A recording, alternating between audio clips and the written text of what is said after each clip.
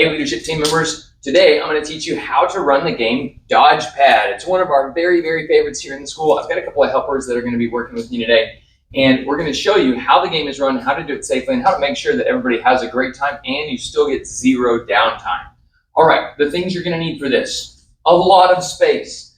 Next, you're going to need 2 rings. I prefer to have 2 different colored rings, a green for go and a red for stop. You may not have these, you may just have some square pads or some belts that you can lay down on the mat, but the rings really help with people knowing exactly where to go. You're also going to need a stack of pads.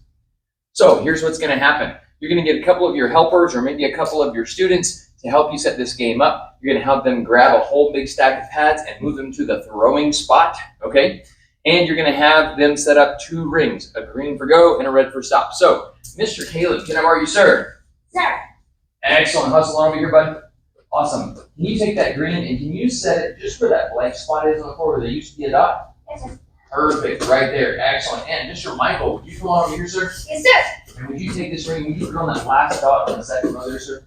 Yes, sir. Perfect. Excellent. Okay. So you can see where I've had them set these rings. They've got a little bit of space where they can run up or we can make a line of students. We also have a ring that's close to the wall, but I don't want them to be getting too close to the wall. I want to have a little bit of space to stop. Sometimes you can put some pads or a heavy bag or something between them and the wall, or if you've got a leadership team member that can hold a shield right there so that they don't run into that wall. We don't ever want to put the stop point right up against a wall because then they might hit it and hurt themselves as they're tripping or trying to dodge. Okay? Awesome. All right. So now, Mr. Caleb and Mr. Michael, would you guys line up on the far side of that green ring? Yes, sir. Thank you, thank you, thank you.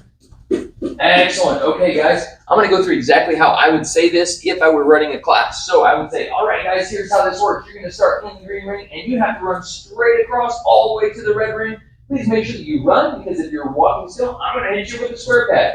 Now, Mr. Caleb, you get to go first. I'm going to come over here, and I'm going to center myself up on these pads.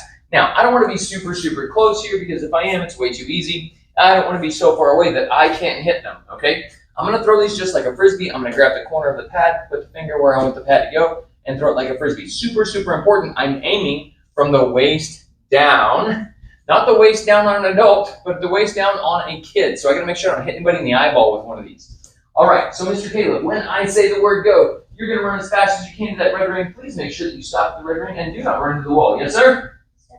Are you ready, sir? Sir. Excellent. First round, we start with 1 pad. Get set, go! He's going to run, and I'm trying to hit him with that. Oh, I got him. Okay, so if he's out, I'm going to give him something to do. I'm going to give him a specific place to go. Mr. Caleb, would you come stand over here by this door?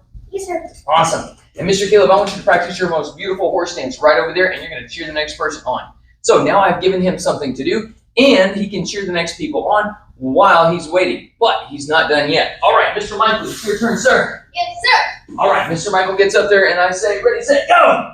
And he runs. Oh, I missed him. Okay, Mr. Michael, that was great. You get to run all the way around the back of the room, and you're going to go back to the line over there. So Mr. Michael runs over there.